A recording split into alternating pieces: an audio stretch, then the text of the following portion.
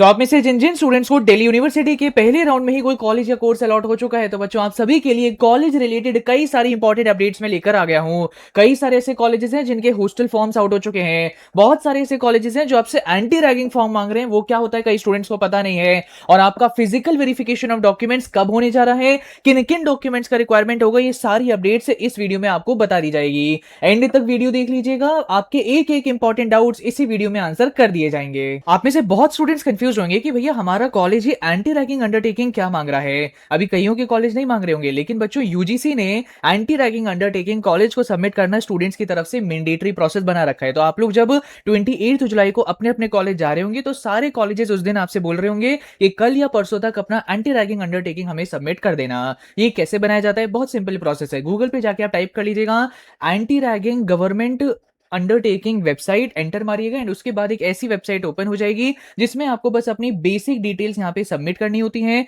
सारी जब basic details done हो जाती हैं, उसके बाद एक पीडीएफ फॉर्म बन के आ जाता है आपके एंटी रैगिंग अंडरटेकिंग का। उसका आपको प्रिंट निकाल के कॉलेज को सबमिट कर देना होता है। कई बच्चों को ये प्रोसेस थोड़ा मुश्किल लगता है, तो आप लोग ये वाली पीडीएफ का भी इस्तेमाल कर सकते हैं, जिसका लिंक मैंने डिस्क्रिप्शन में आपको दे दिया है। सिंपली आपको जाके ये जो पीडीएफ मैंने दिया है ना, इसका प्रिंट आउट निकाल लेना है। जो जो रिलेवेंट डिटेल्स यहाँ पे भरनी है वो भर देनी है और साइन करके आप अपने कॉलेज में दे देंगे, तो ये भी एक्सेप्टेबल रहेगा। ये भी कॉलेज के द्वारा ही प्रोवाइडेड एंटी रैगिंग अंडरटेकिंग है। नाउ ये वाला अंडरटेकिंग कैसे भरना होता है, तो सिंपली एक वीडियो है जो मैं यहाँ पे आपको टैग करके दे रहा हूं। ये मैंने तब बनाई थी जब मेरे समय पर मुझे कॉलेज में इसका रिक्वायरमेंट पड़ा था, और पिछले 4 सालों से स्टूडेंट्स यही वीडियो को देख के अपना एंटी रैगिंग अंडरटेकिंग जनरेट कर रहे हैं। तो आप लोग भी इस वीडियो को चेकआउट कर सकते हैं। आप में से बहुत सारे ऐसे स्टूडेंट्स हैं जो फिजिकल वेरिफिकेशन को लेके पता नहीं क्यों इतना परेशान हो रहे हैं। मेरे पास लगातार सवाल आ जा रहे हैं कि भैया कॉलेज मुझे मिल गया है, अब आप मुझे ये बताओ कि फिजिकल वेरिफिकेशन कब होने वाला है, क्या क्या डॉक्यूमेंट्स का रिक्वायरमेंट पड़ेगा।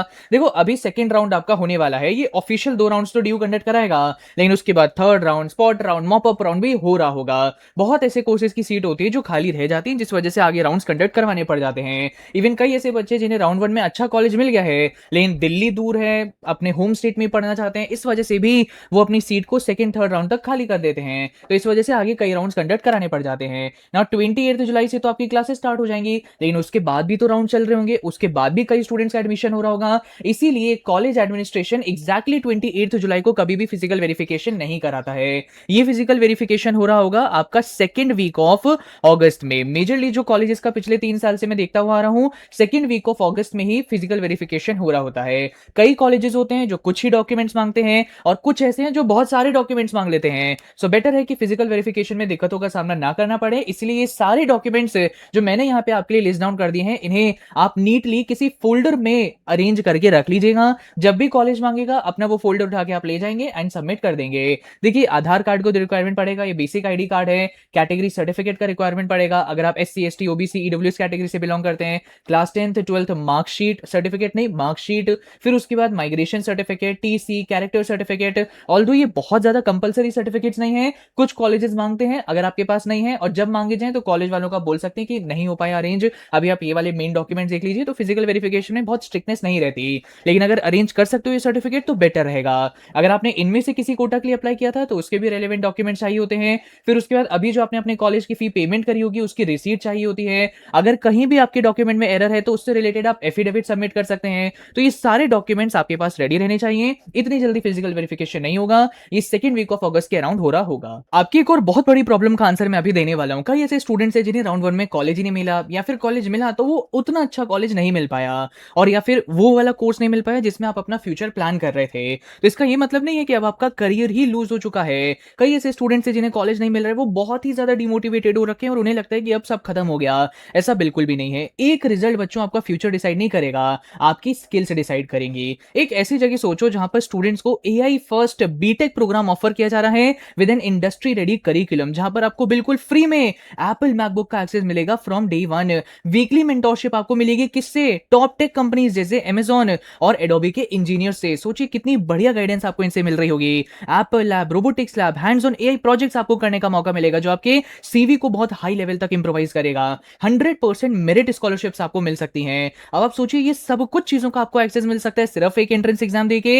ये सारी चीजें सच हो सकती हैं अगर आप मेराई स्कूल ऑफ टेक्नोलॉजी का मेंस एग्जाम अटेम्प्ट करें। मेराई स्कूल ऑफ टेक्नोलॉजी बच्चों इंडिया का सबसे पहला AI first new generation BTech program आपको ऑफर कर रहा है। AICTE and UGC recognised program है। यहाँ पे करिकुलम में पहले फाउंडेशन क्लियर कराए जाएंगे, फिर रियल प्रोजेक्ट्स पे आपका एक्सपीरियंस कराया जाएगा, फिर एआई स्पेशलाइजेशन कराया जाएगा एंड देन जाके प्लेसमेंट रेडी स्किल्स आपको सिखाई जाएंगी। इतने सारे रेलेवेंट एआई टूल्स पर बच्चों आपको एक्सेस प्रोवाइड कराया जाएगा और इसीलिए इनके स्टूडेंट्स का इतना अच्छा आउटकम हमें देखने को मिलता है। गूगल के बिग कोड में टॉप 50 में इनकी रैंक आई, top 5 in National Robo Race and GirlScript Summer Code में सिलेक्शंस इनके हो रखे हैं। यहाँ पे सभी स्टूडेंट्स को एडमिशन नहीं मिलता है, only top 12% students are selected.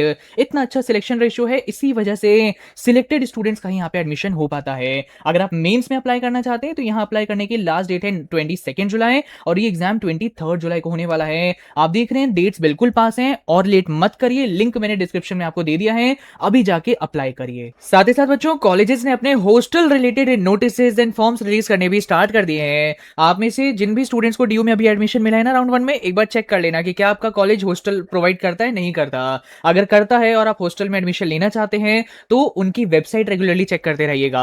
ये हॉस्टल फॉर्म्स भरने की भी एक पर्टिकुलर लास्ट डेट होती है, अगर ये आपसे मिस हो गई तो उसके बाद आप ये फॉर्म नहीं भर सकते और हॉस्टल में फिर आपका एडमिशन नहीं हो पाएगा। मेरी ओपिनियन के अकॉर्डिंग बेटर रहता है कि आपको कॉलेज के हॉस्टल में ही एडमिशन मिल जाए पहले साल में, और अगर नहीं मिल पाता फिर पीजी की तरफ आप जा सकते हैं, लेकिन हॉस्टल मिलना बेटर रहता है ना। अभी किन किन के आ चुके हैं ये मैं आपको बता देता हूं। सबसे पहले मिरांडा हाउस, इन्होंने अपनी वेबसाइट पर ही इस तरीके से एक डिजिटल फॉर्म रिलीज कर दिया है। सिंपली आपको जाके फॉर्म भर देना है, सबमिट कर देना है और इनका जो रजिस्ट्रेशन फॉर्म है आपका कंप्लीट हो जाएगा। इसी के साथ साथ डीआरसी दौलत राम कॉलेज का भी हॉस्टल फॉर्म आउट हो चुका है। आप सिंपली इनकी वेबसाइट पर जाएंगे, आप इनका फॉर्म भर लेंगे और इनका रजिस्ट्रेशन कंप्लीट हो जाएगा। इसी के साथ साथ दीन दयाल उपाध्याय, इनके पास बॉयज एंड गर्ल्स हॉस्टल दोनों अवेलेबल है। सिंपली आपको इनकी वेबसाइट पे जाना है, वहां पर लिखा होगा हॉस्टल के सेक्शन में कि अगर आप बॉयज हॉस्टल में रजिस्ट्रेशन करना चाहते हैं क्लिक हियर, गर्ल्स में करना चाहते हैं क्लिक हियर। सिंपली क्लिक करेंगे तो रेलेवेंट गूगल फॉर्म्स आपके लिए ओपन हो जाएंगे। तो इंपॉर्टेंट है, ये टाइमली फिल कर लीजिएगा। एंड इसी के साथ साथ हिंदू कॉलेज के गर्ल्स हॉस्टल के भी फॉर्म आ चुके हैं। सो अभी आप देख रहे हैं कई कॉलेजेस के हॉस्टल फॉर्म आने लगे हैं और भी कई कॉलेजेस हैं जिनके हॉस्टल फॉर्म कुछ ही समय में रिलीज हो जाएंगे। तो बेटर रहेगा अगर आपके कॉलेज में हॉस्टल प्रोवाइड किया जाता है तो उनकी वेबसाइट रेगुलरली चेक करते रहिएगा। बेटर रहता है कॉलेज हॉस्टल में एडमिशन मिल जाए पहले साल में, फिर उसके बाद आप लोग पीजीएस को खुद से खुद चेकआउट कर सकते हैं। सो सारी अपडेट्स मैंने प्रोवाइड कर दी हैं, लेकिन आप सभी स्टूडेंट्स के मेरे कमेंट्स में लगातार कई सारे डाउट्स आए जा रहे हैं जो मैं अभी आपको क्लियर करना चाहूंगा। कई ऐसे स्टूडेंट्स हैं जिन्हें राउंड 1 में कॉलेज नहीं मिला तो वो मुझसे सवाल पूछ रहे हैं कि क्या भैया राउंड 2 में कट ऑफ डाउन जाएगी, क्या हमें एडमिशन मिल पाएगा। कई सारे स्टूडेंट्स को राउंड 1 में मन पसंदीदा कोर्स या कॉलेज नहीं मिला है तो उनके भी सवाल आते हैं कि क्या भैया हमें राउंड 2 में अपग्रेडेशन मिलेगा या नहीं मिलेगा। तो मैं एक चीज क्लियर करना चाहूंगा कि अब जो अपग्रेडेशन है या कॉलेज अलॉटमेंट है, ये सिर्फ कट ऑफ पर डिपेंड नहीं करता है, ये वैकेंसी पर भी डिपेंड करता है। अगर आपको 5th प्रेफरेंस अलॉट करी गई है तो आपके ऊपर जो 4 प्रेफरेंसेस है, तो उन 4 प्रेफरेंसेस के अंदर अगर कोई बच्चा अपनी सीट को खाली करता है तो जाके आपके अपग्रेडेशन होने के चांसेस बनेंगे। तो अभी सारी चीजें सिर्फ कट ऑफ पर ही नहीं लेकिन वेकेंट सीट्स पर भी डिपेंड करेगा। कुछ ही दिनों के अंदर दिल्ली यूनिवर्सिटी की तरफ से वेकेंट सीट्स का पूरा डेटा रिलीज किया जाएगा और अगर आपको देखने को मिलता है कि आपकी जो ऊपर की प्रेफरेंसेस हैं उनमें अगर खाली सीट्स बची हैं तो बहुत हाई चांसेस बनेंगे अपग्रेडेशन के। लेकिन मेनली देखने को मिलता है जिन्हें पहले राउंड में कोई ऑफ कैंपस या इवनिंग कॉलेज मिलता है उनके अपग्रेडेशन के चांसेस डेफिनेटली अगले राउंड में बन जाते हैं। जिन्हें ऑलरेडी नॉर्थ कैंपस या साउथ कैंपस के अच्छे कॉलेज मिले हैं उनके अपग्रेडेशन के चांसेस थोड़े कम ही रहते हैं। ठीक है, सो आई होप ये डाउट आंसर हो गया होगा। लेकिन यस, अगले राउंड में हमें देखने को मिलता है कि हमेशा कट ऑफ थोड़ी बहुत गिरती है। जनरल कैटेगरी में तो ज्यादा नहीं गिरती, बाकी कैटेगरी की जो कट ऑफ्स होती है वहां पर डेफिनेटली डाउन जाती हुई हमें दिखती है। इसी के साथ साथ कई स्टूडेंट्स का ये भी सवाल है कि भैया जो अभी हमसे कॉलेज फीस मांग रहा है क्या ये पूरे साल की होती है या सिर्फ फर्स्ट सेमेस्टर की। तो बच्चों ये पूरे साल की फीस होती है जो आपको वहां पर पे करनी होती है, फर्स्ट या नहीं ऐसा नहीं होता है। फर्स्ट एंड सेकंड सेमेस्टर दोनों को मिला के 1 साल बनता है और आप दोनों सेमेस्टर की फी यहाँ पे कर रहे हैं। कई बच्चों का ये भी सवाल आ रहा है लगातार, इवन मेरे विजय प्रो में भी और आप लोगों के यूट्यूब में भी, कि भैया अगर मुझे आगे चल के दिखता है कि आखिरी राउंड तक भी वो मन पसंदीदा कोर्स या कॉलेज नहीं मिल पा रहा है और मैं अपने होम स्टेट की ही एक बढ़िया यूनिवर्सिटी में एडमिशन ले रहा हूं, तो क्या दिल्ली यूनिवर्सिटी को जो मैंने फीस पे कर दी है ये रिफंड होगी? The answer is yes. तो आपको दिख रहा होगा अपने पोर्टल पर कैंसिल योर एडमिशन करके भी एक बटन बना पड़ा है। अगर आपको दिखता है कि यार मुझे एडमिशन नहीं लेना आगे चल के डीयू में, तो सिंपली उस बटन पर आपको क्लिक कर देना है, आप पूरे डीयू के काउंसलिंग प्रोसेस से बाहर हो जाएंगे। इसके बाद जिस बैंक अकाउंट की डिटेल आपने फेज 1 में सबमिट करी थी डीयू को, उस पर्टिकुलर बैंक अकाउंट में वो सारी फीस आपकी रिफंड कर दी जाएगी। लेकिन ये फी रिफंड प्रोसेस में टाइम लगता है, कितने समय का? 2 to 6 मंथ्स का। कई बच्चे होते हैं जिन्हें 2 महीने बाद रिफंड मिल जाता है, कईयों को 6 महीने बाद रिफंड मिलता है और कुछ कुछ के साथ हो जाता है 8-10 महीने बाद भी रिफंड आ रहा होता है। आई होप ये डाउट्स क्लियर हो गए।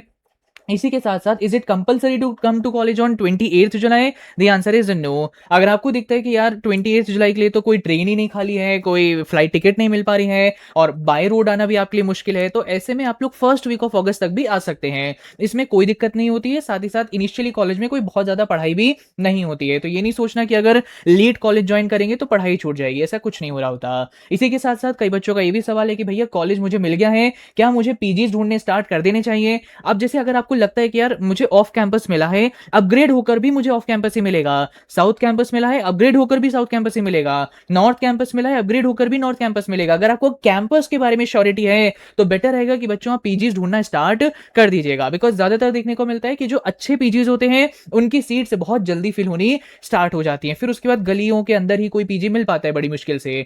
सो बेटर है कि अगर आपको श्योरिटी लग रही है कि हाँ भाई बढ़िया कॉलेज में एडमिशन मिल गया है, फ्रीज कर रहे हो तो पीजी ढूंढो, लगता है कैंपस में यही सेम मुझे मिलेगा अपग्रेड के बाद भी, तो पीजी ढूंढना स्टार्ट कर दीजिए। इसी के साथ साथ अगर आप बिल्कुल श्योर हैं कि हाँ भाई मुझे आगे चल के डीयू में एडमिशन लेना है, जो कोर्स एंड कॉलेज मिला है वहां पर भी अगर मेरा कंफर्म रहेगा तो मैं जाऊंगा, तो आप लोग अपनी कॉलेज शॉपिंग भी स्टार्ट कर दीजिएगा। अगर आप लोग जानना चाहते हैं कि आपको पहले दिन में किन किन चीजों का रिक्वायरमेंट पड़ेगा, बैग में क्या लेके जाना चाहिए, क्या ड्रेस कोड होना चाहिए, आगे क्या क्या बैग में लेके जाना होता है, किन चीजों का रिक्वायरमेंट पड़ता है, किन चीजों की शॉपिंग अभी करनी चाहिए, तो अभी के अभी कमेंट में ज्यादा से ज्यादा टाइप करिए यस।